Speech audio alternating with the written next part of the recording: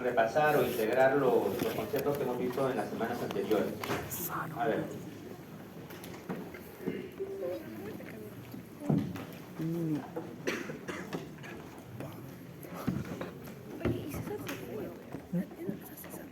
Muy bien, entonces vamos a revisar en realidad qué es aquello que hemos estado mirando, revisando, aprendiendo en las últimas semanas. En las últimas semanas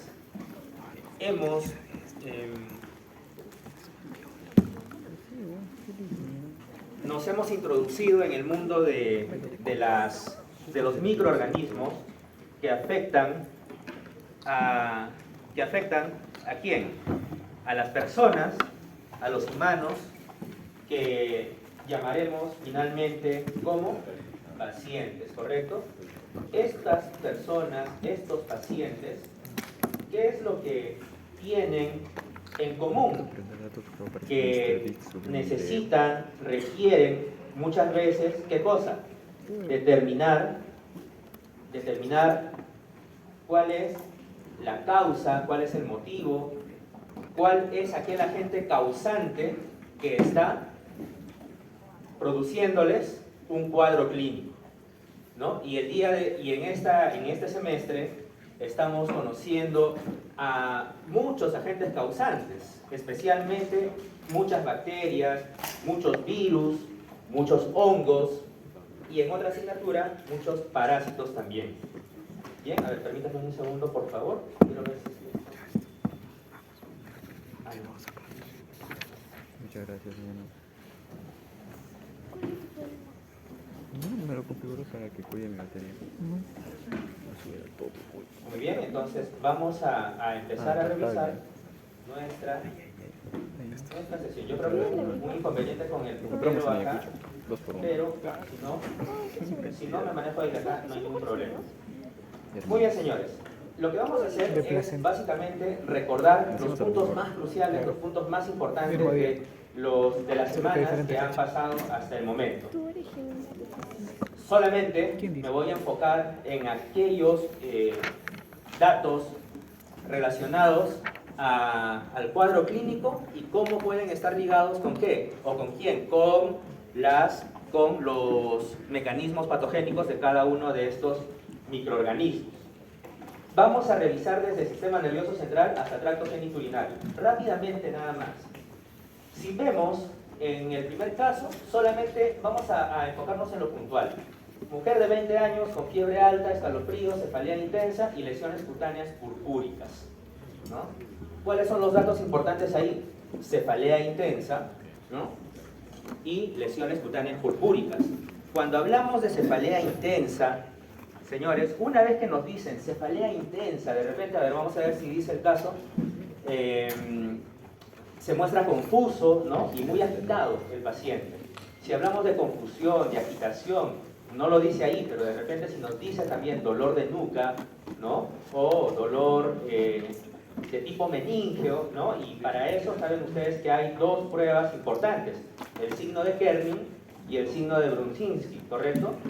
Si es que fuera el caso de que nos orientamos a pensar en una enfermedad infecciosa del sistema nervioso central, ¿de qué enfermedad, señores, estamos hablando?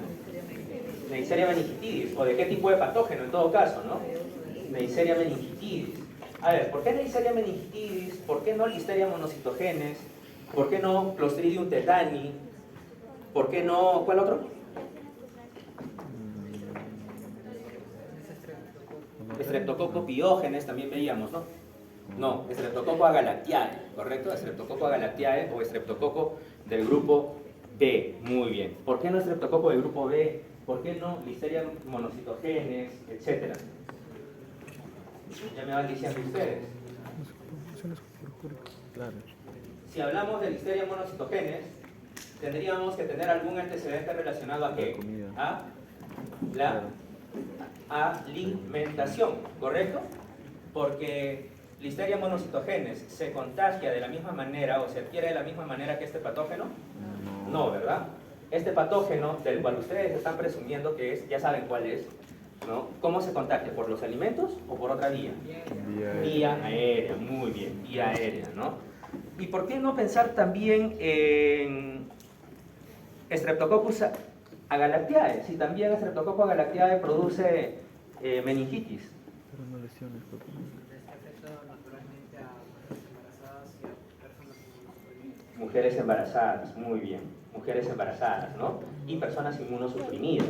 Perfecto. En este caso, Mujeres embarazadas. tiene 20 años, Bien. ¿ok? Podría tratarse un caso de embarazo, pero el caso no lo relata, ¿no es cierto?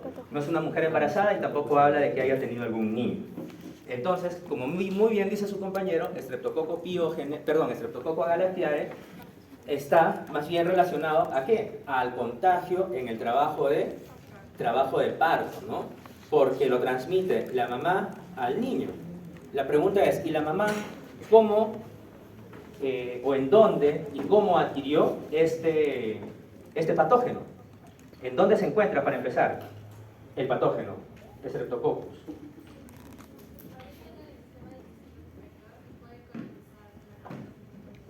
Muy bien, doctora. ¿Correcto? ¿Sí? Streptococcus agalactiae habita en el tracto digestivo inferior y puede colonizar el tracto genitourinario. ¿O ese es otro patógeno?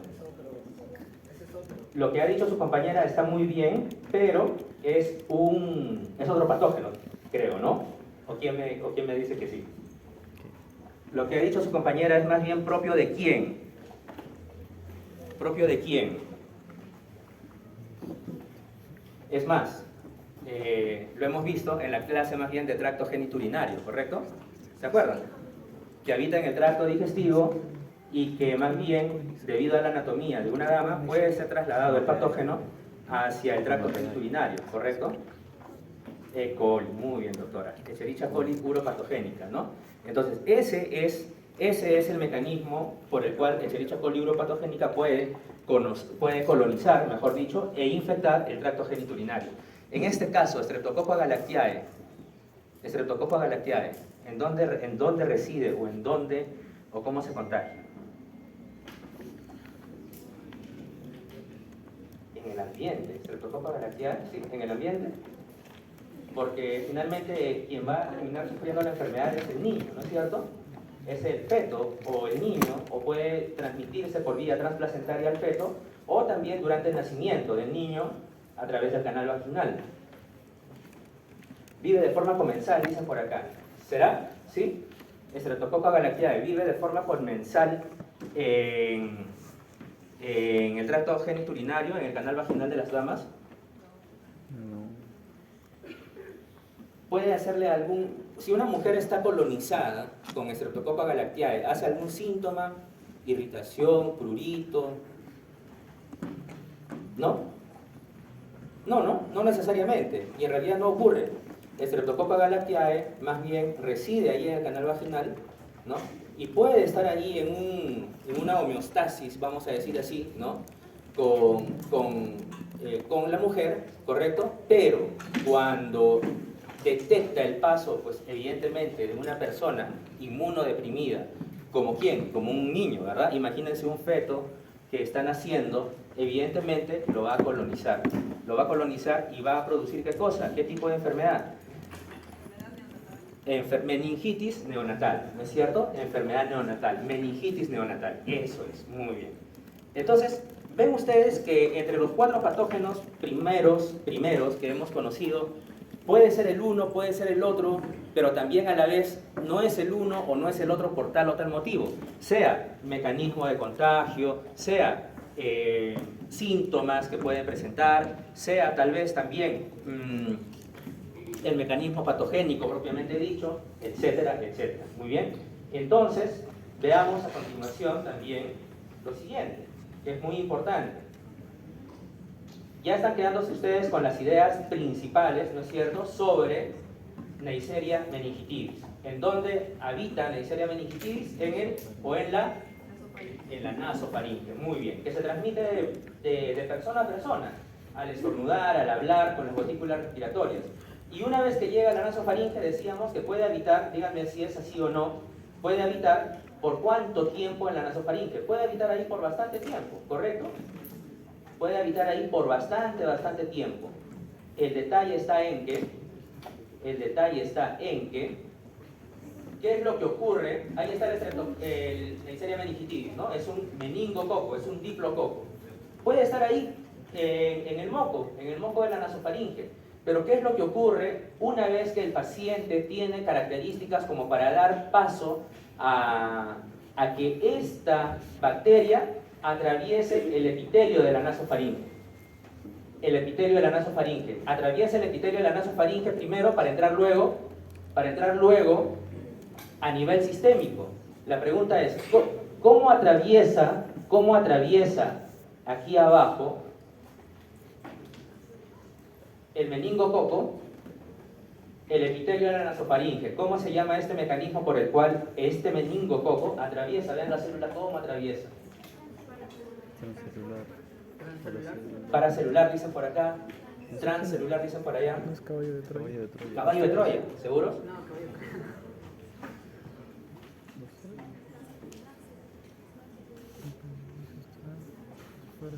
¿Paracelular? Transcelular. Transcelular, ¿no?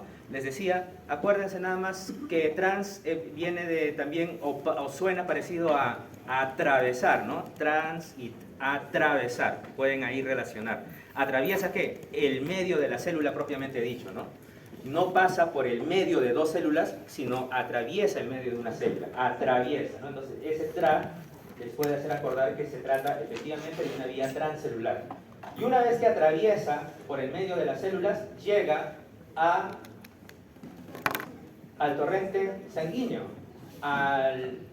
y va a circular por el torrente sanguíneo la bacteria diseminándose a distintos lugares. Para empezar, esta bacteria que ya está en el torrente sanguíneo, ¿hacia dónde creen que se está yendo principalmente?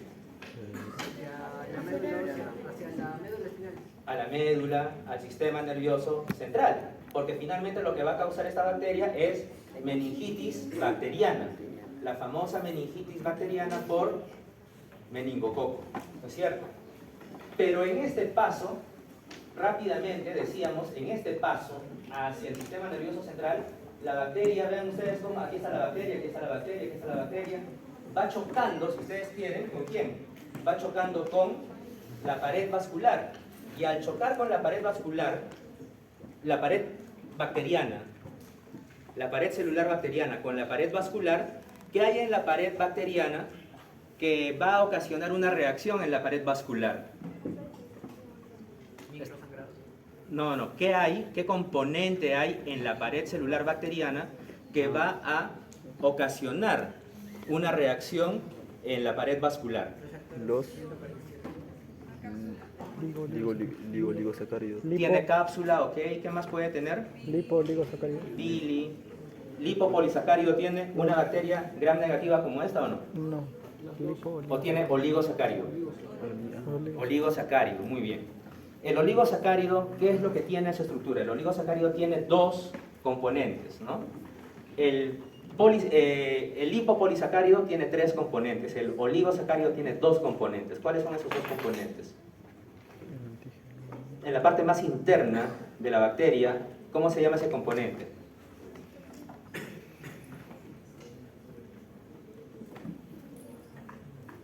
El lipopolisacárido tiene tres componentes, ¿no?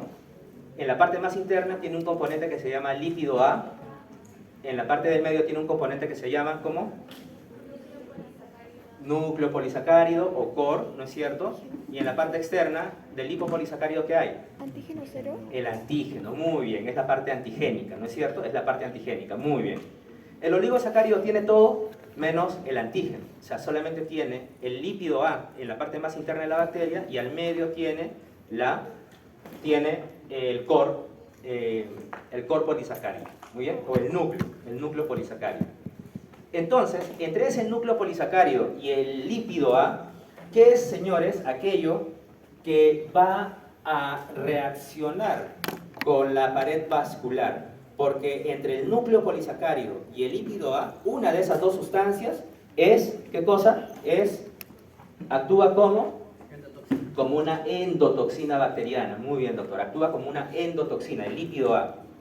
Y al actuar como endotoxina, su propio nombre lo dice, ¿no? Y acá aprovechamos para hacer una diferenciación entre exotoxinas y endotoxinas. Neisseria meningitidis secreta exotoxinas, no secreta exotoxinas. A diferencia de quién, por ejemplo, ¿quién sí secreta una exotoxina? Clostridium tetani, ¿no es cierto? Clostridium tetani libera tetanospasmina, la toxina tetánica, ¿correcto? ¿No? Entonces, secreta, o sea, expulsa, bota hacia afuera toxinas. Esas que expulsa, que bota, que libera, son exotoxinas, exo de afuera, van hacia afuera, ¿no? Y actúan luego como la toxina tetánica que muy bien decía. Pero en este caso, estamos hablando de una endotoxina. ¿Por qué endotoxina? Porque estamos hablando del lipopolisacárido, o perdón, del oligosacárido, y la parte más interna es el lípido A, que forma parte de la estructura, o sea, está dentro de la estructura, por eso se llama endotoxina. Pero estando aún adentro de la estructura, esa endotoxina tiene el potencial de que, al estar chocando con esa pared vascular, ¿qué es lo que va a suceder? Causa toxicidad, ¿no es cierto? ¿Qué tipo de toxicidad? Causa rotura de la pared vascular, causa rotura. Entonces, acá, en la ruptura de esta pared vascular, ¿qué es lo que se va a generar? Trombos, ¿no es cierto? Vean ustedes acá, trombos, fuga vascular, ¿no? Y se va a traducir finalmente en la púrpura trombocitopénica, en la púrpura fulminante. ¿Y cómo se traduce eso en la vida real? En una foto. Se traduce de la siguiente manera. Esas roturas que están habiendo se traducen en este tipo de manifestaciones. Tanto ha pasado la bacteria por ahí, correcto, que ha causado roturas, microsangrados, y se manifiesta de esta manera. ¿Bien? ¿Está claro eso, creo, no es cierto? Por ahí decían, por ahí escuché, creo que una bacteria, la parte que entra en contacto con la pared celular es un receptor. La bacteria no tiene receptores. Quien tiene receptores, ojo, son nuestras células. Y si hablamos de los receptores para Neisseria meningitidis, son fundamentalmente dos: el CD147 y el receptor adrenérgico beta 2. El receptor adrenérgico beta 2. Las células nuestras son las que tienen receptores. Ojo, no la célula bacteriana. Muy bien. Entonces, un niño o un bebé de 3 semanas, ¿no? Ni siquiera 3 meses, 3 semanas es trasladado a emergencia, cuadro de 24 horas de fiebre, rechazo del alimento, irritabilidad y convulsiones. Convulsiones, ¿no? Irritabilidad, sistema nervioso central. Entonces, si hablamos de un niño de esta edad o de un bebé de esta edad, ¿estaríamos hablando tal vez de Listeria monocitogenes? ¿O estaríamos hablando de Neisseria meningitidis? ¿O es más probable que se trate de un cuadro que es causado por una bacteria que afecta a los recién nacidos? Como decíamos al inicio, Streptococcus agalactiae, que causa, su compañera muy bien lo decía, meningitis neonatal. Estamos hablando de Streptococcus agalactiae, o estreptococo del grupo B. Ya sabemos por qué se llama finalmente estreptococo del grupo B y por qué otro estreptococo que vamos a estudiar más adelante se llamará estreptococo del grupo A, como el estreptococo piógenes, grupo B, grupo A. ¿Qué significa que sea del grupo B? ¿Por qué el grupo B? Voy a hacer de cuenta que no he escuchado nada. ¿Por qué se llama estreptococo del grupo B?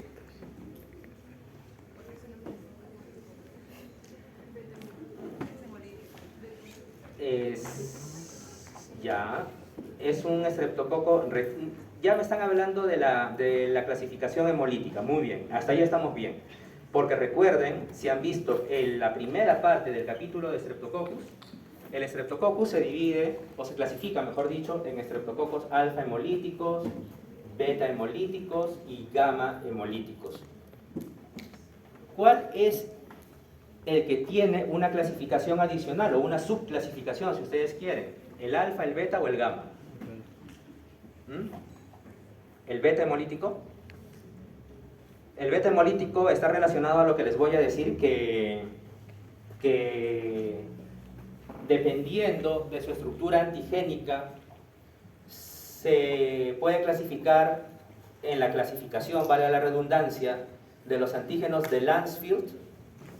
¿Quién leyó sobre los antígenos de Landsfield? Que está precisamente ahí, al inicio del capítulo de Streptococcus.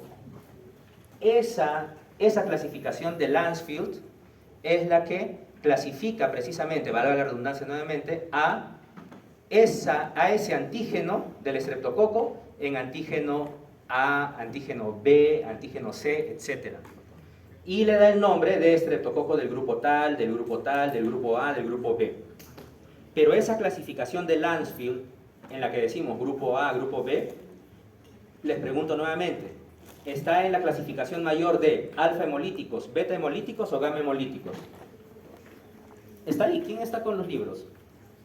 En el libro está, primerita parte, ¿no? Nos dice, ¿por qué se llaman alfa hemolíticos? ¿Por qué se llaman beta hemolíticos? ¿Cuáles son los de hemólisis completa? ¿Cuáles son los de hemólisis incompleta? Muy bien, ok. No tiene, muy bien, doctor.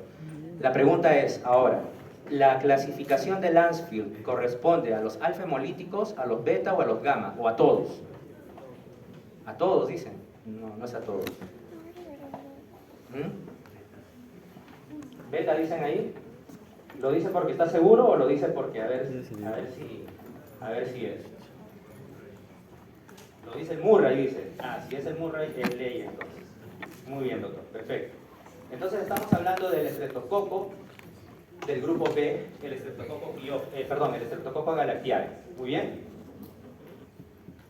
¿Alguna pregunta especial sobre el estreptococo del grupo B? Yo creo que hemos dicho lo fundamentalmente necesario, ¿no? Lo que debemos recordar, sí o sí, cómo se transmite, qué es lo que sucede, ¿no? Y cómo se internaliza también en el recién nacido, ¿no? Vean ustedes, ahí está el estreptococo. Preguntas fáciles del examen, ¿no? El estreptococo, ¿qué forma tiene? A diferencia del estafilococo. Pregunta de la semana 1, ¿no? El estreptococo, ahí está, cadenas, ¿no es cierto? Cadenas de Pope, muy bien. A diferencia del estafilococcus, que vamos a estudiar más adelante, que es como un racimo de uvas, muy bien. Siguiente idea principal con la que nos debemos quedar. Mujer de 64 años, si nos dice mujer de 64 años, estamos hablando de una, en realidad, casi adulta mayor, ¿no es cierto? Y los adultos mayores tienen la particularidad que su sistema inmune es igual que el de nosotros, o el de la mayoría de nosotros tal vez, más bien tienen alguna inmunosupresión, son más inmunodeficientes tal vez, ¿no? Entonces, quiere decir que son más propensos a desarrollar en realidad cualquier tipo de enfermedad. Entonces, ya la edad también es un factor importante. ¿Qué más dicen? Antecedentes de artritis reumatoide. Tiene cefalea, tiene confusión, sistema nervioso central. Lo más importante también, que en la resonancia magnética se observa engrosamiento meningio. Engrosamiento meningio, ¿qué quiere decir? Inflamación meningia. Si es inflamación meningia, ¿qué es? Meningitis, ¿no? La pregunta es, ahora, ¿quién estará causando esa meningitis? Streptococcus, Neisseria, Listeria, ¿quién? Estamos mencionando que se trata, vean lo importante que dice ahí en color blanco, la paciente presenta artritis reumatoide. Ese no es el dato necesariamente relevante, lo relevante viene a continuación. Está siendo tratada para la artritis reumatoide con prednisona. Esa prednisona es un medicamento de tipo, para empezar, un antiinflamatorio, porque la artritis termina en itis, ¿no es cierto? Es inflamación articular, causa mucho dolor en las personas mayores, ¿no es cierto? Le recetan un antiinflamatorio para esa inflamación de tipo artritis. Pero ese antiinflamatorio que le recetan a la señora para la artritis es un AINE, es un antiinflamatorio no esteroideo, es un antiinflamatorio esteroideo, como bien dice su compañera, es un corticoide, es un corticosteroide, ¿no? Que son sinónimos. Son muy buenos, son muy eficaces para la artritis, ¿no es cierto? Pero hay un detalle, que un efecto adverso de los corticoides o de los fármacos esteroideos, a diferencia de los no esteroideos como los AINES tipo naproxeno, ibuprofeno, diclofenaco, paracetamol, los esteroideos tipo prednisona, dexametasona, prednisolona, esos tienen un efecto adverso importante. ¿Cuál es ese efecto adverso importante? Que, si bien es cierto, mejoran la inflamación, son antiinflamatorios más potentes que los AINES, la contraparte está en que suprimen, disminuyen, reducen, afectan el sistema inmune. Entonces, si estamos hablando de una señora de 64 años, que además tiene una enfermedad de tipo artritis reumatoide y que para la artritis reumatoide toma un fármaco inmunosupresor, evidentemente es susceptible a dar pase ¿a quién? A una bacteria que pueda colarse cuando ha comido algún alimento. Estamos hablando de Listeria monocitogénica. Estamos hablando de Listeria monocitogénica. Muy bien. Y vean, qué importante lo que dice acá. No revela rigidez de nuca, ni tampoco signos focales tipo confusión, etc. O sea, no hay rigidez de nuca. Lo que tiene más bien es confusión, cefalea. ¿Qué quiere decir esto? Que una inflamación meningia necesariamente, sí o sí, tiene que tener rigidez de nuca, signo de Kern, no necesariamente, no necesariamente, pero hay otros detalles que nos indican que podría sí tratarse de una infección del sistema nervioso central, como dice ahí, cefalea, confusión, etcétera, etcétera. Listeria monocitogenes ingresa, ¿qué tipo de célula es esta? A ver, ¿célula qué? ¿Del sistema nervioso? No. ¿Qué tipo de célula? Me refiero a la célula de nosotros. Estas de acá. Sistema nervioso, células ¿qué? Respiratorias.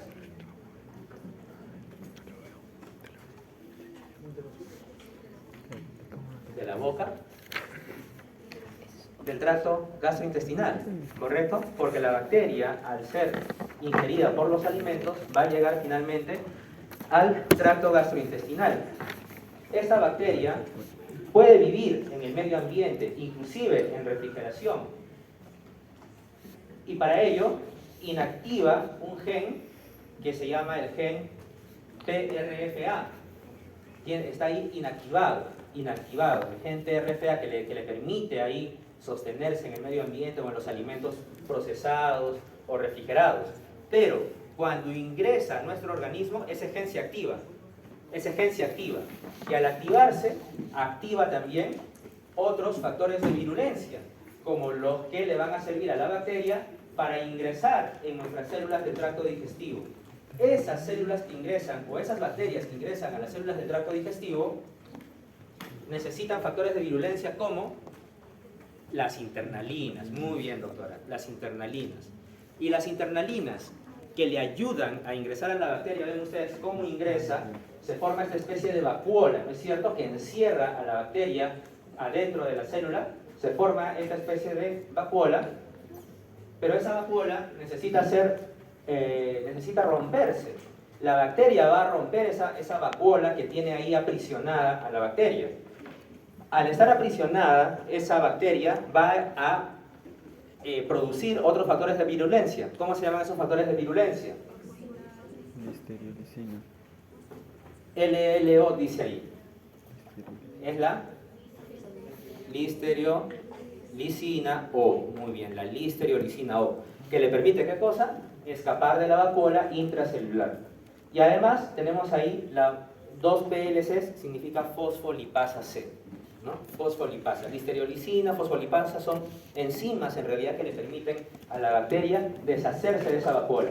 Y al deshacerse de esa vacuola, una vez que queda libre la bacteria, vean ustedes cómo empieza a multiplicarse, para empezar. Y luego de multiplicarse, ¿la bacteria va a querer quedarse viviendo ahí en la vacuola o no?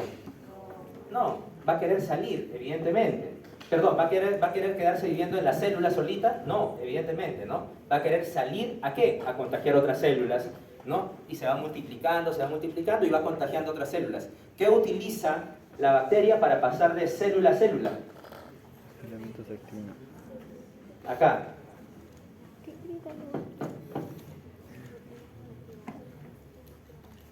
Son filamentos de actina A, ¿correcto? O utiliza internalinas. ¿No? Internalinas es para ingresar a una célula por primera vez, si ustedes quieren, ¿no? Muy bien. Entonces, esa es la manera como esta bacteria va ocasionando ¿qué cosa? Va ocasionando la patogenia la patogenia en el huésped infectado. Muy bien. Lo importante, los factores de virulencia de listeriolizina. Número de Listeria monocitogenes. Número 4.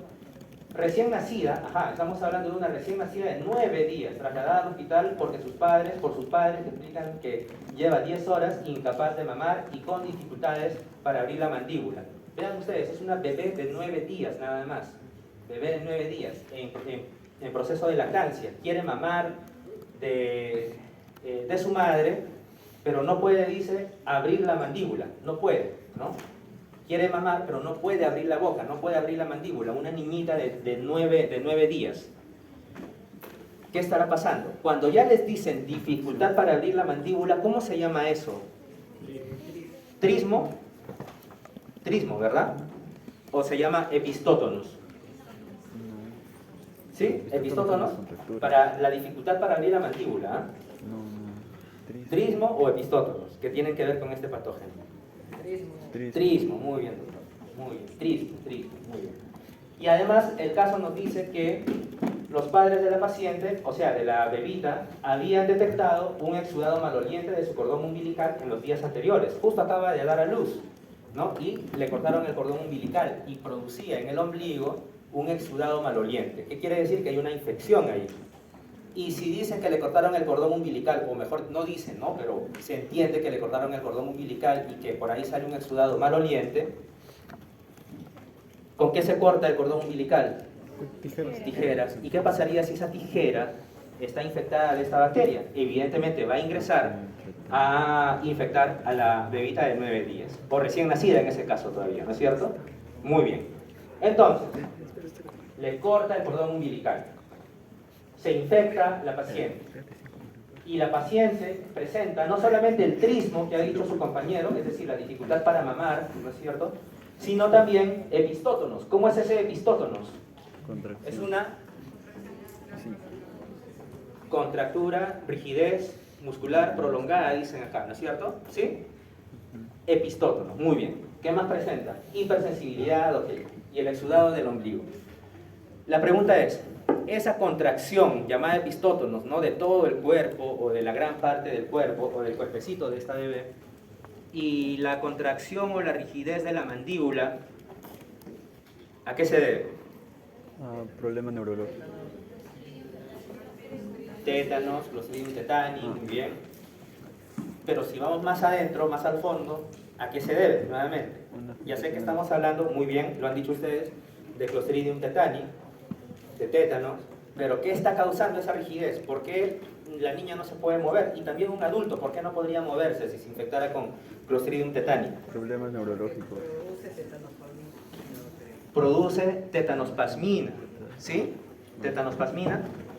Esa tetanospasmina es la toxina propia de ¿quién? De Clostridium tetani. ¿Es la única toxina que produce Clostridium tetani? No, tetanolicina. La tetanolicina. Pero si les preguntan por la toxina causante de esa rigidez, ¿quién es? ¿Tetanolicina o tetanospasmina? La tetanospasmina, muy bien. ¿Y quién me habla de la tetanospasmina o toxina tetánica? ¿Cómo es? ¿Qué tipo de toxina es? ¿Qué es una toxina para empezar? ¿De qué está conformada esa toxina? Esta toxina tiene 2 partes, ¿no? Tiene 2 partes. Muy bien, dice acá su compañero, tiene una parte A y tiene un componente B, que están unidos, ¿correcto? Están unidos por un enlace disulfuro. Entonces estamos hablando de 2 bolitas, digamos, que es más. Una es más pequeñita y la otra es más grande, ¿verdad? La A y la B, unidas por un enlace disulfuro. Esa toxina tetánica, que tiene esas 2 partes que están mencionando ustedes, va a ingresar, ¿a dónde? Va a ingresar por la unión neuromuscular, ¿correcto?, a las neuronas. Y esa toxina que tiene ese componente A y ese componente B unidos por un enlace disulfuro, como dice su compañera, esa toxina tetánica como tal, con dos partes, con esas dos bolitas, es la que va a causar esa rigidez muscular, o solamente es una partecita de la toxina tetánica. Una parte. Una parte, ¿no? Una parte. La ligera, no. La parte pesada, que de hecho es un componente H y un componente L, ¿no? H de high, ¿no es cierto? Y L de low, correcto. Entonces nuevamente pregunto, ¿la parte grande, la parte pesada o la parte más? ¿Cuál será? La parte ligera. Y no solamente cuál será, sino que qué es lo que hace esa partecita que se está liberando de la toxina tetánica grande. Ahí está una imagen de Pistótonos, ¿no es cierto? Rigidez muscular. Por más que quiera moverse no va a poder. Trismo, no está sonriendo, más bien está sufriendo de no poder ni siquiera mover la mandíbula. Imagínense ustedes, alguien abra la boca y procura encerrarla y más bien no pueden encerrarla. Eso es realmente complicado, ¿es cierto? Entonces, aquí está. Vean ustedes, el componente H y el componente L.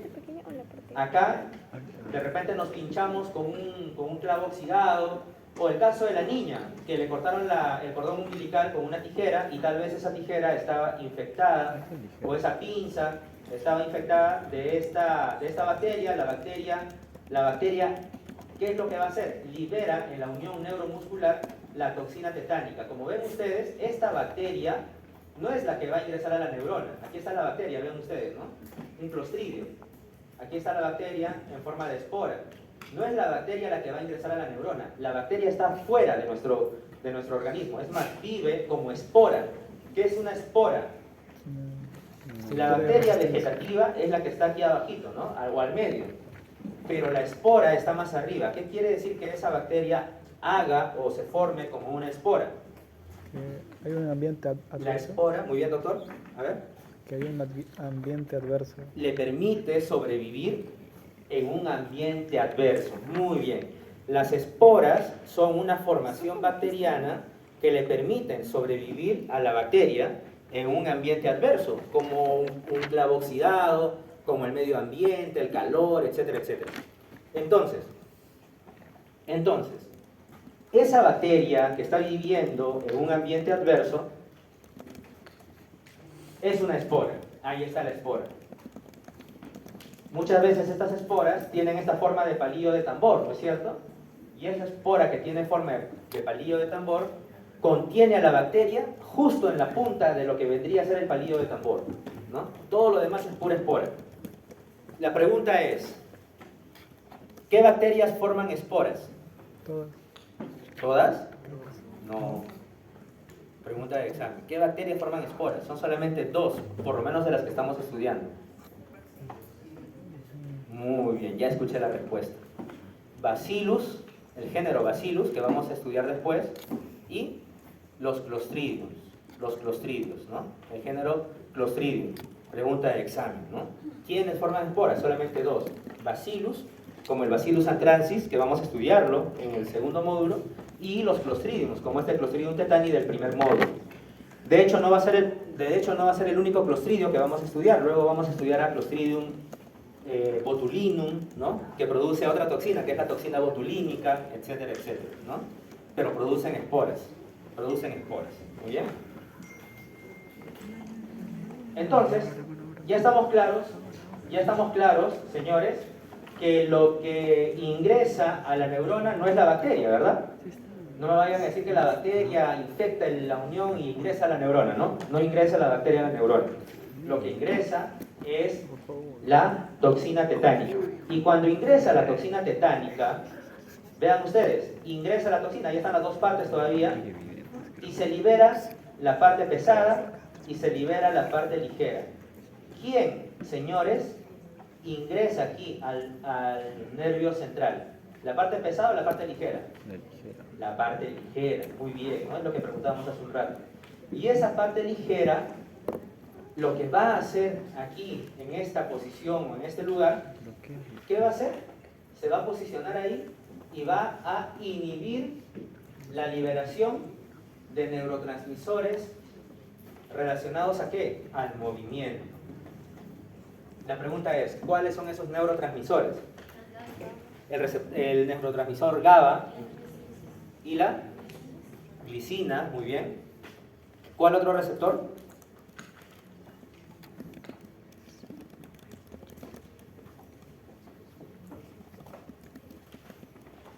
¿Acetilcolina o no? ¿Sí? Capítulo de Clostridium tetani del libro, ¿ah? Ahí está.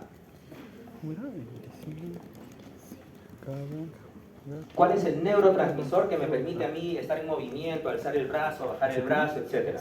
¿Cuál es?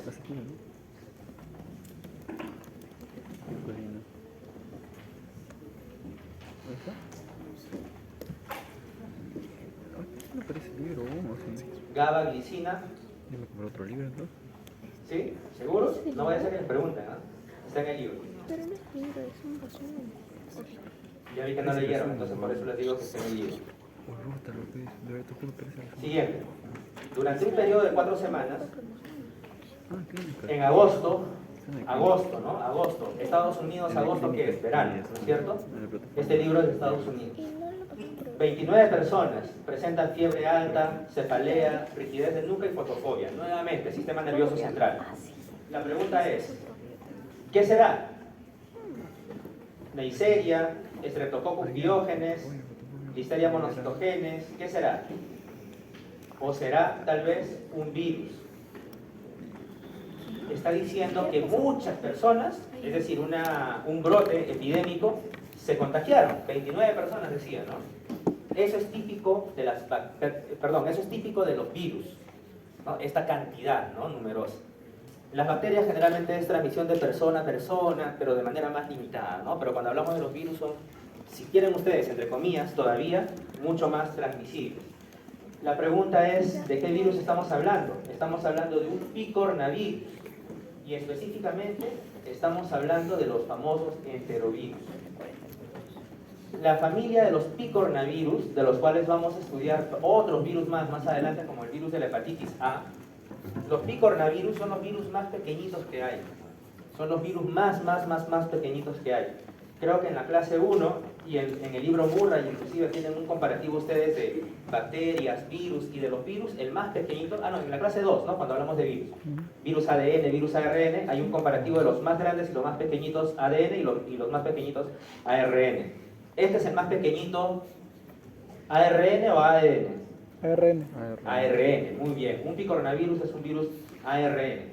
Entonces, este virus se transmite, como su nombre lo dice, por la vía fecal oral, ¿correcto? Por la vía fecal oral.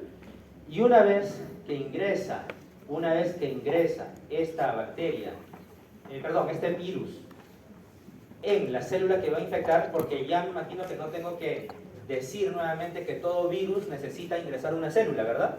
A diferencia de las bacterias. Las bacterias pueden estar ahí en las tijeras, los clavos contaminados, ¿no? Más aún si pueden formar esporas. Pero esta bacteria o este virus no podría estar ahí como Clostridium tetani. Un virus necesita sí o sí estar dentro de una célula. Siempre va a estar adentro de una célula. Y se transmite de persona a persona, ¿no? O por los alimentos, etcétera, etcétera, ¿no? En donde puede estar por tiempo reducido, evidentemente. No es que pueda quedarse a vivir ahí y reproducirse en los alimentos. Para reproducirse o multiplicarse, esta bacteria, ¿qué es lo que hace? Ingresa en una célula y si es un virus ARN, ¿en dónde va a realizar la replicación? En el citoplasma, muy bien. Entonces, ese virus ARN llega a entrar en contacto con la célula que va a infectar y va a liberar, vean ustedes, ¿qué cosa? El genoma, que en este caso es un genoma ARN, Y al liberarse ese genoma ARN, vean ustedes, ¿no? De hecho, este virus tiene solamente una cápside. Abre una tapita de la cápside y por esa tapita, por esa puertita, sale el genoma ARN. Y al salir el genoma ARN, aquí está todo el citoplasma, como bien dijeron ustedes, el núcleo está acá. ningún proceso se lleva a cabo aquí en el núcleo porque esta es una bacteria ARN. Al entrar en la cápside, al entrar en el citoplasma, tenemos ya ahí al genoma libre y saben ustedes, no vamos a ahondar en eso, que este genoma tiene varias partes, ¿correcto? Varios segmentos, varios fragmentos. Fragmentos, algunos relacionados a estructuras. ¿Cómo se llama ese fragmento? Son las proteínas estructurales. Y otro fragmento que no está relacionado a la estructura, no estructurales, evidentemente, ¿no es cierto? Es decir, en ese genoma que está ahí extendido, tiene varias partes, y toda esa parte, que es un genoma, tiene la información de cómo es ese patógeno. Sabe de qué tamaño es, sabe cómo es la cápside, sabe si tuvieran color, ¿no? Sabe de qué color es, etcétera, etcétera. ¿Bien? Entonces, ahí está, la proteína estructural tal. ¿Cuántas proteínas estructurales tiene a propósito este 4? BP1, BP2, BP3, BP4. Muy bien. Pero tiene otras proteínas no estructurales que no forman parte de la estructura. Una de ellas es esa proteína BPG, ¿no? Llamada también como iniciadora o como primer. ¿Por qué? Porque va a iniciar precisamente el proceso de replicación de este genoma ARN. La replicación decíamos que consiste en ¿qué? En, primero, reproducir nuevos viriones. Pero esa replicación, si hablamos en términos generales, para facilidad podemos dividirlo en dos partes. Primero, la transcripción y luego la traducción. ¿Qué es la transcripción? En términos sencillos, es que ese genoma que está ahí, que ingresó un genoma ARN, ¿no es cierto? Vean ustedes cómo este genoma ARN, que está ahí en el cuadrito, de color verde, ¿no? O de color azul, se va transformando en color verde. ¿Qué quiere decir? Que va produciendo nuevas copias. Ingresó un genoma, pero se va copiando en otros genomas ARN. Esos genomas ARN hijos, ¿qué es lo que tienen? La información, ¿no es cierto? Tienen la información. Y al tener la información, señores, ¿qué es lo que va a empezar a hacerse? Traducir la información. Ya tenemos varios genomas hijos, esos genomas hijos lo que van a hacer es traducir la información. ¿En qué se va a traducir la información? En proteínas. Muy bien, doctora. Para empezar, en una proteína grande generalmente, ¿no? Que se llama poliproteína. Pero esa poliproteína, que está acá precisamente, ¿no es cierto? Esa poliproteína luego va a dividirse en las proteínas individuales, tanto las proteínas de la cápside o estructurales y las proteínas no estructurales. Y todas esas proteínas que provienen de ese genoma hijo, ¿no? Van a empezar a juntarse. Ya saben cómo juntarse, ¿no es cierto? Porque tienen la memoria del genoma hijo, ya saben qué forma tener. Se juntan, encierran a los genomas hijos, ¿y qué tenemos como resultado? Un nuevo virión, en términos sencillos, ¿no? Un provirión, nuevo virión, etc. Así de sencilla es la replicación de todo virus, dependiendo de si es ARN o ADN, en la célula del huésped, señores. Muy bien. Eso en cuanto a los enterovirus. Los enterovirus producen algunas enfermedades también relacionadas a este tipo de lesiones cutáneas. Acá tenemos una lesión de meningococo, ¿no es cierto? Una lesión bacteriana. Pero esta es una lesión viral y es típica de los enterovirus, especialmente de los virus Coxsackie, que es la enfermedad mano, pie, boca, ¿no es cierto? Mano, pie, boca. ¿Quién no ha escuchado de repente que algún niño, algún sobrinito le ha dado la enfermedad de mano, pie, boca? Mano, pie, boca. Generalmente en los jardines, en las guarderías, ¿no es cierto? Típica de los niños. Los niños tienen esta enfermedad mano, pie, boca.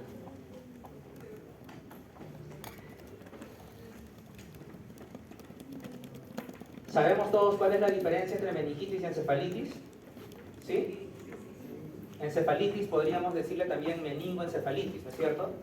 A la encefalitis. ¿Por qué? Porque para que se afecte el encéfalo, previamente ha tenido que afectar las meninges. Meningitis aséptica. ¿Qué quiere decir que sea aséptica? Sin bacterias. Es como decir meningitis No bacteriana. Meningitis aséptica es como decir meningitis Mira. No bacteriana. viral, ¿no? Sin bacteria, dice acá su compañera, muy bien, que no tiene bacterias, ¿no es cierto? No tiene bacterias, es decir, una meningitis viral. Meningitis viral, muy bien. Listo. Siguiente. Persona de 50, no, ¿qué estoy hablando? Los familiares, ya sí. Persona de 56 años, ahí está, 56 años, y ¿de dónde viene 56? Persona de 56 años tiene cambios en su personalidad, cambios en la personalidad, irritabilidad, confusión. Hasta ahí sistema nervioso central, ¿no es cierto? Debilidad de un lado izquierdo y también presenta convulsiones. ¿Qué más tiene este paciente? Debilidad en el hemisferio izquierdo, ¿correcto? O en la parte del cuerpo izquierdo, brazos y piernas izquierdos. ¿Qué más dice acá de importante?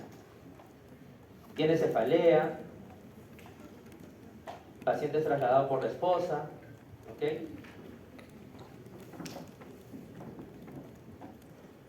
Es incapaz de responder con coherencia a las preguntas que se le formulan, pero no se puede averiguar más por falta de cooperación del paciente. ¿Qué es lo que puede estar sucediendo acá? Estamos hablando de este virus, evidentemente, ¿no? Este virus, ¿qué afectación causa en el sistema nervioso central? Encefalitis, ¿verdad? Por herpes virus.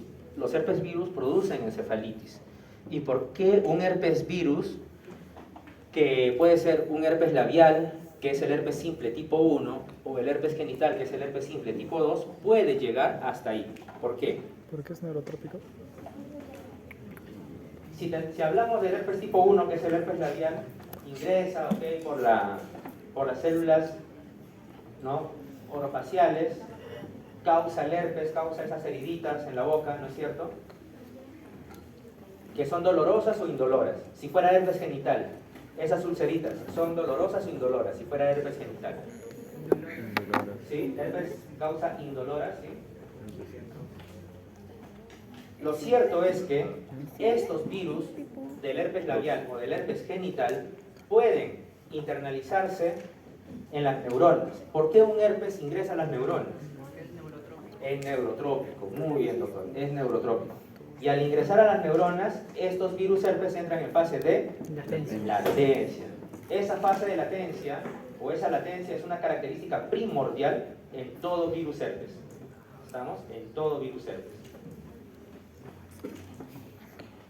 Ya dijimos que este virus herpes, a diferencia del enterovirus, es un virus ADN, ¿correcto? Por lo tanto, su replicación se va a realizar en el núcleo. Dijimos también en las clases anteriores que este ADN que va a llegar al núcleo, ¿correcto? Tenemos un herpes virus con envoltura, es un virus con envoltura, ¿verdad? Es un virus con envoltura. Tenemos además que este herpes virus va a producir ¿qué cosa? Va a liberar, mejor dicho, la cápside. Tiene una cápside, se libera la cápside en el citoplasma. Esa cápside en el citoplasma va a ser arrastrada ¿por quién? Por el tegumento, que es parte de los herpes virus. Y al llegar la cápside con el ADN en su interior a entrar en contacto con el núcleo o con los poros nucleares, como vemos ahí arriba, ¿va a producir qué cosa? Va a producir la replicación del genoma ADN. Pero esa replicación tiene la particularidad que se desarrolla en 3 fases. La primera, la producción de las proteínas alfa. La segunda, de las proteínas beta, y luego de las proteínas gamma. Las proteínas alfa, llamadas tempranas inmediatas, ¿correcto? Las beta, llamadas tempranas, y las gamma, llamadas tardías o estructurales, ¿correcto? O estructurales. Las tardías son las estructurales porque es la última fase de lo que se necesita para terminar con la estructura del virus. Entonces, se desarrollan esas 3 fases, una tras otra, la alfa, beta, gamma, y vean ustedes cómo en el núcleo empieza el ensamblaje de los nuevos viriones, porque esas proteínas alfa, beta y gamma han trabajado para que se pueda producir nuevos viriones, y esos nuevos viriones, con su cápside, con su tegumento y con su envoltura, van a ¿qué cosa? Van a juntarse y van a salir de esta célula, por exocitosis, causando inclusive ruptura, ¿no?, de la célula, ¿y eso qué es? Herpes labial, herpes genital, ¿bien? Ojo con las proteínas alfa, beta y gamma. ¿Y qué es lo que hace o para qué sirve cada una de ellas? ¿Bien? Herpes labial, que puede derivar también en encefalitis por herpes virus, ¿no? Ingresa por acá, llega a las neuronas y puede estar ahí a nivel neuronal por mucho tiempo, porque los herpes virus tienen la particularidad que pueden producir infecciones recurrentes, ¿no?, por trastornos inmunitarios, etcétera, etcétera. ¿Bien? Siguiente. ¿Qué más hemos visto? El virus de la rabia, ¿correcto? Virus de la rabia. Les pregunto, ¿el virus de la rabia cómo se transmite? Mordida. ¿Pero de quién? ¿Gatos? ¿Perros? Lobos. Lo que sea. Murciélagos también, ¿verdad? Mapaches, muy bien. Capibaras. Muy bien, sí hemos leído. Porque muchos dicen rabia, perro, ¿no? Lo cierto, y de hecho, por ejemplo, hay lugares de la selva, en Sudamérica, ¿no?, que el principal medio de transmisión ni siquiera son los perros, ¿no?, sino los murciélagos. ¿no? ¿Listo? Entonces, la rabia evidentemente produce afectación del sistema nervioso central, ya lo dice ahí, fiebre, alucinaciones visuales, etc. Mientras trabajaba con una cuadrilla de limpieza, ¿no?, en los márgenes de una carretera, es decir, es un lugar pues abierto, en campo libre, seguramente fue mordido ahí, ¿no?, y tiene mialgias, es decir, dolor muscular, vómitos y espasmos abdominales. Produce hipersalivación y grandes fluctuaciones de la temperatura corporal y la tensión arterial. Ese es el virus de la rabia. ¿Virus ARN o ADN? ARN, muy bien, virus ARN. Como buen virus ARN, es bien sencillo de extender su genoma y tenemos ahí las proteínas estructurales, no estructurales, ¿verdad? Entonces yo les pido que puedan revisar cuál es la parte correspondiente a cada estructura de este virus, virus de la rabia, rhabdovirus, ¿no? Tenemos ahí, arriba, una célula o el tejido muscular. Cuando soy mordido por un perro, por un murciélago, como decían ustedes, ¿no?, ahí tenemos el ingreso del virus. Ahí está, en la saliva, cuando me muerde con los dientes, con los colmillos, daña el tejido muscular, y en esa saliva del animal infectado que contiene el virus, evidentemente me va a transmitir el virus. Ahí está arriba. ¿Se queda el virus en dónde? En el tejido muscular. Pero luego ese virus va a internalizarse ¿en qué? A través de la unión neuromuscular en la neurona, ¿no? Y va a viajar por el axón. Casi me muero. ¿Hacia dónde? ¿Hacia dónde? En la neurona, señores. Al soma. Al soma, dicen acá. Sí, eso duele, pues. Ese viaje, ¿cómo se llama? Es un transporte de tipo ¿qué? Retrógrado. Retrógrado, ¿verdad? Transporte retrógrado. Entonces, viaja el virus y va a producirse la replicación. La replicación, acá está. Este es el citoplasma, ¿verdad? El núcleo está allá arriba, el citoplasma. Se replica el virus y va a liberar nuevos viriones. Importante acá, ¿qué receptores? Acá esta es la unión neuromuscular, ¿no es cierto? ¿Qué receptores son importantes acá? Este receptor, señores, de acetil, ¿sí? Acetilcolina es, ¿sí? Ese receptor de acetilcolina está ¿en dónde? ¿En el músculo o en la neurona? En el músculo. ¿Y en la neurona cuál sería el receptor? NCAM. ¿Qué es NCAM?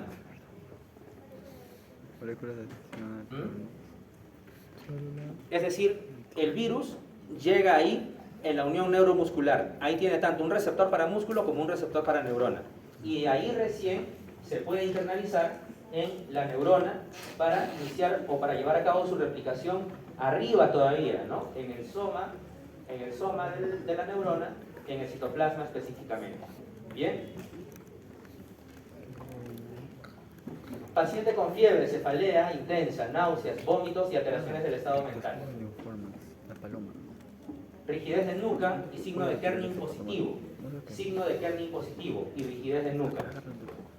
¿Cuál es la diferencia entre signo de Kerning y signo de Brunzinski, señores? ¿Lo tienen claro? ¿Qué tiene que ver? Este tiene signo de Kerning positivo. Además, vean ustedes, importante lo que dice acá, ¿no? No está resaltado, pero dice acá que el paciente ha sido diagnosticado con VIH 2 años antes. Estamos hablando de un hongo que precisamente afecta de manera especial a las personas inmunodeprimidas. Personas inmunodeprimidas como quiénes? Como los pacientes con VIH o con SIDA específicamente. Muy bien. Entonces, este criptococo es un hongo y tiene la particularidad que tiene esa cápsula grande, ¿no es cierto?, alrededor. Esa cápsula le permite sobrevivir, ¿en dónde? En el medio ambiente, especialmente en aquellos lugares donde hay heces de palomas, heces de aves, etcétera, etcétera. ¿Bien?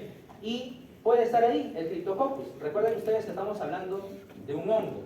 Un hongo puede ser levadura, luego puede transformarse para crecer y ser una hifa, muy bien, ¿no? Una hifa que puede ser tabicada, no tabicada, etc. Entonces, este hongo está en ese ciclo biológico de levadura a hifa, de levadura a hifa.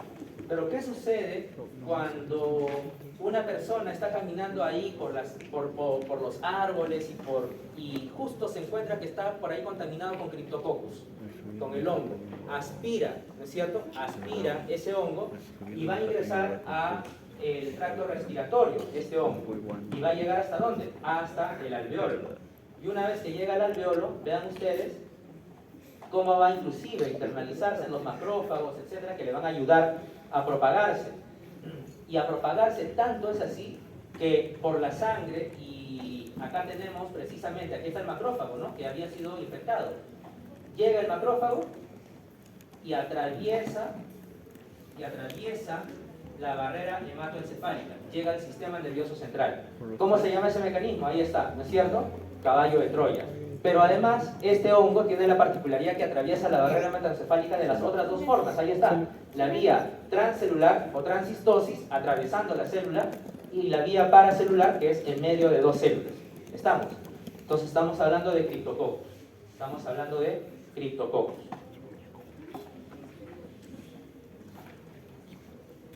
Joven sexualmente activa, de 24 años, cuadro de un día de duración con dolor durante la micción, polaquiuria y tenesmo. ¿Qué es tenesmo? Muy bien, polaquiuria. ¿Tenesmo qué era? Tenesmo.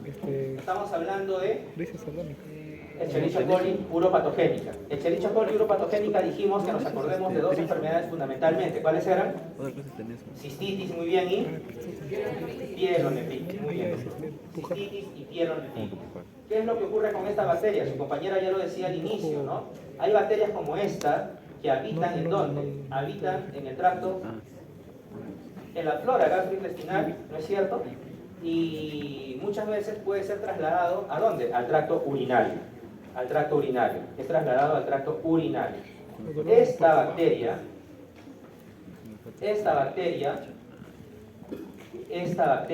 ¿qué es lo que va a hacer? Esta bacteria, ¿qué es lo que va a hacer? Llega al tracto urinario, es decir, al uroepitelio, y va a tener, vean ustedes, el pili tipo 1, ¿no es cierto? Tiene pili. Ese pili sirve como ¿qué? Como adhesina. Como adhesina que se va a unir ahí, vemos, a la uroplaquina. Esta bacteria tiene la particularidad de aglomerarse en estas llamadas comunidades bacterianas intracelulares. Y al agruparse, esta bacteria lo que va a hacer es se va a internalizar. Al internalizarse la bacteria en el uroepitelio, lo que va a causar es, ¿qué cosa? Va a producir una toxina, ¿correcto? ¿Qué es la toxina? la hemolicina, muy bien, HLIA. La hemolicina HLIA.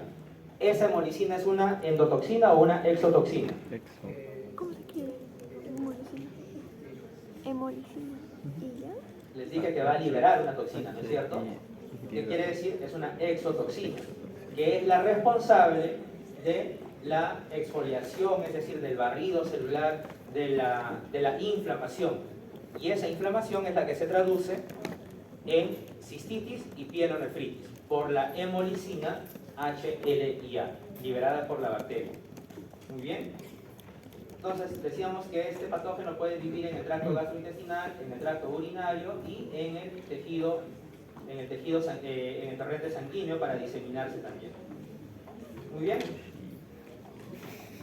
Uy, acá no está esa es la otra parte, ¿no? Pero vamos a hablar de un paciente con sífilis.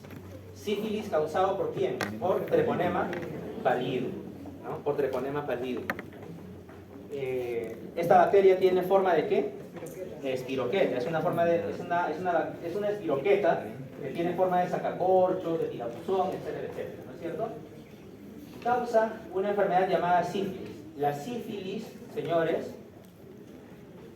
puede ser de tres tipos, ¿no? Sífilis primaria, secundaria y terciaria. La sífilis está relacionada al chancro o al chancroide. Chancro, ¿no es cierto? El chancroide está más relacionada al Haemophilus ducreyi. Hay una diferencia importante entre chancro y chancroide, ¿verdad? Chancro sífilis. ¿Cuál es doloroso, cuál es indoloro? Chancro es indoloro. El chancro. Chancro es indoloro. Muy bien, doctor. Chancro, doctora. Chancro es indoloro, ¿no? Chancro es indoloro. El chancro de la sífilis. ¿El chancro en dónde se presenta? En los ganglios. No duele. En los ganglios el chancro se presenta en el sitio de entrada de la bacteria. ¿Por dónde entra la bacteria? Por los genitales. Entonces tenemos chancro en el glande del pene, por ejemplo, ¿no es cierto? Úlceras indoloras, que es el chancro. ¿Es propio de quién el chancro? De la sífilis, ya me decían ustedes, primaria, secundaria, terciaria. Primaria. Primaria, muy bien, primaria. ¿Qué más tenemos en la sífilis primaria? Linfadenopatía. ¿De qué tipo? Regional. Muy bien, doctor. Regional. Estamos hablando de sífilis primaria. En la sífilis secundaria, ¿qué podemos tener? Rash, muy bien. Linfadenopatía también generalizada. Esa es una diferencia importante. Y en la sífilis terciaria, Rash y linfadenopatías. goma, muy bien. La pregunta, ¿qué es la goma? ¿Hay goma acá o no? Eso. Eso es Esta bacteria tiene pili, tiene porinas, tiene fundamentalmente motores flagelares que lo que van a hacer es hacerle mover, ¿no es cierto? Hacerle mover de una forma característica a esta bacteria. Tiene forma de espiral, entonces lo que necesita es que adentro se muevan esos flagelos, pero no son flagelos externos, son endoflagelos, ¿no? Son endoflagelos los que tiene treponema pallidum. Entonces, para que se muevan necesitan motor, y esos motores se llaman motores flagelares. Y se mueve, y al moverse, imagínense como un sacacorchos, obviamente va a ingresar en este caso por el glande, etcétera, etcétera, para causar la sífilis primaria. Entonces ingresa. ¿Tiene toxinas esta bacteria? No, Entonces, ¿por qué se produce lesiones como la del chancro? por su misma forma de ingreso. Es la respuesta inmune. Muy bien, doctor. Es la respuesta inmune, fundamentalmente por sustancias inmunológicas, ¿no? ¿Tipo qué? Tipo citocinas. Muy bien, excelente. Sífilis primaria, sífilis terciaria, sífilis secundaria. Y también habíamos hablado por ahí, ¿no? De la sífilis latente. En la sífilis latente, si yo tengo sífilis latente, ¿puedo contagiar a otra persona o no? Sí. Muy bien, listo. Como bien decía su compañero también, en la sífilis terciaria, goma, ¿no? Sífilis cardiovascular y complicaciones neurológicas tardías. Muy bien. Paciente con micción dolorosa, paciente masculino, ¿no es cierto? Paciente masculino, micción, o mejor dicho, dolor al orinar. Y además, eliminación de un exudado amarillento a través de la uretra. Gonorrea, ¿no? Si hay liberación de esta sustancia, ¿no? Por el tracto genitourinario, gonorrea. La pregunta es, ¿qué es esa sustancia que va liberándose, que va apareciendo, que va... Neutrófilos con gonorrea. ¿Cómo? Neutrófilos, dicen por ahí. Estamos hablando de su primo de Neisseria meningitidis, ¿no es cierto? También es un diplococo, ahí está. Pero ¿qué es lo que sucede con este gonococo? En este caso, con este Neisseria gonorrheae, lo que sucede es que esta bacteria va a llegar con sus adhesinas, la proteína OPA, el pili tipo 4, se va a conglomerar también, va a formar esas colonias, va a atravesar este uroepitelio, porque vía transistosis, dice ahí, ¿no? Vía transcelular. Atraviesa las células del uroepitelio y va a ser reconocido, nuestro sistema inmune inmediatamente va a mandar ¿qué cosa? Macrófagos, obviamente, ¿no es cierto? Macrófagos, a querer fagocitar. Células dendríticas, ¿no? Que también son células inmunes, a querer controlar ese ingreso del gonococo. Pero, señores, el macrófago no lo fagocita. El macrófago más bien lo que hace es lo recibe a la bacteria, al gonococo, vean ustedes ahí. ¿Por qué? Porque tanto los macrófagos como estas células dendríticas tienen receptores propios del sistema inmunitario, que son el receptor tipo TOL, ¿no? O TLR, o receptor tipo NOT o NLR. Entonces reciben ahí, se adhiere la bacteria en esos receptores que están afuera del macrófago. La bacteria no entra adentro del macrófago. Entonces, al haber entrado en acción estas células dendríticas, macrófagos, ¿qué es lo que va a suceder? Nuestro sistema inmune va a liberarse citocinas, quimiosinas. Al liberarse citocinas, quimiosinas, como si fuera una cascada, quien va a llegar ahora son los neutrófilos. Esos neutrófilos lo que sí van a hacer es querer controlar la infección. Ellos sí van a internalizar a la bacteria, al gonococo.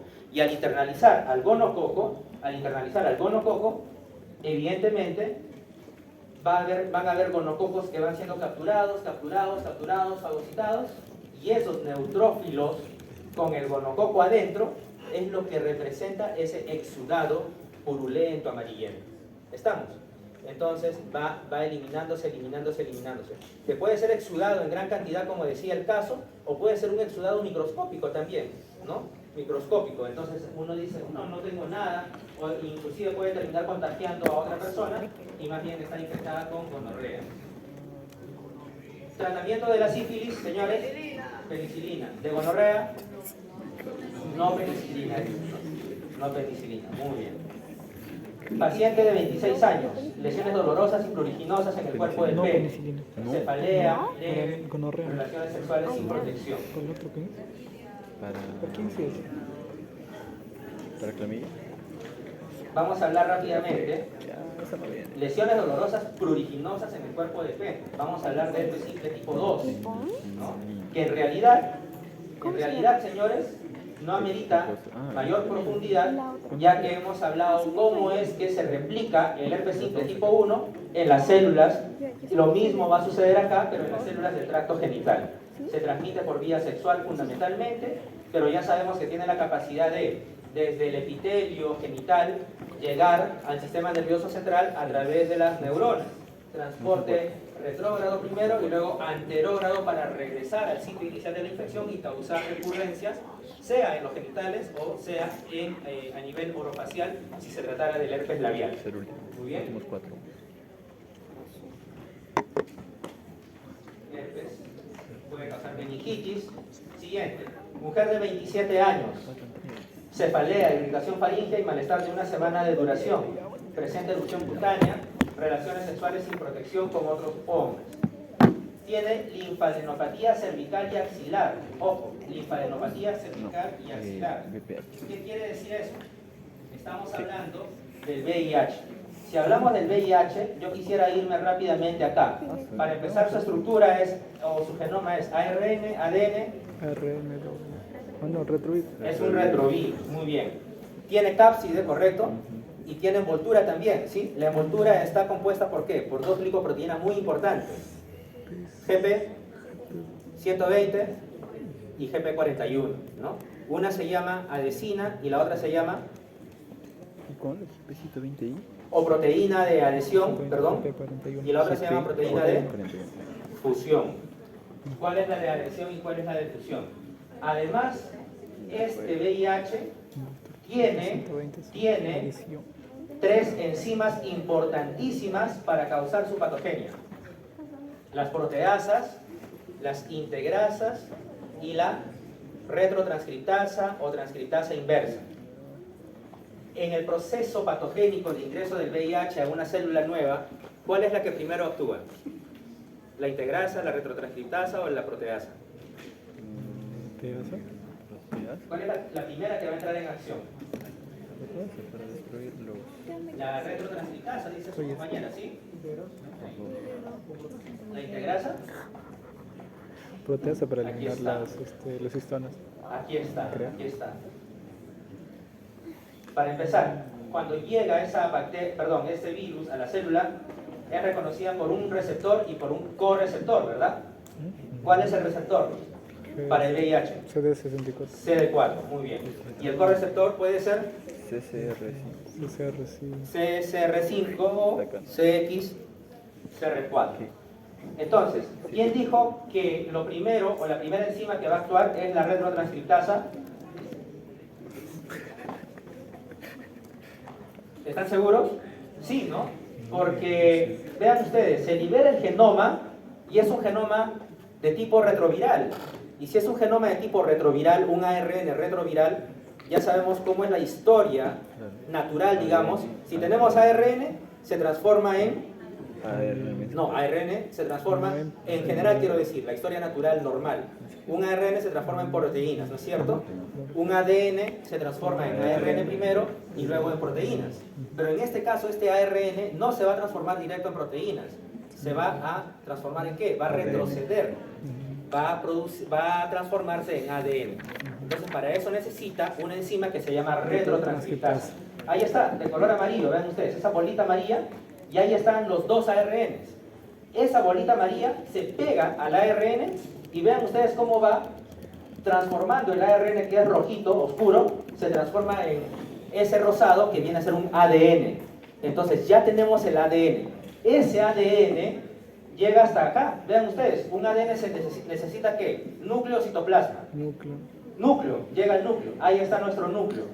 Al llegar a nuestro núcleo, ese ADN viral se va a unir ¿con quién? Con nuestro ADN propio nuestro que está dentro de nuestro núcleo. Se une, se integra. ¿Qué necesita para eso? La integrasa. Muy bien, la integrasa.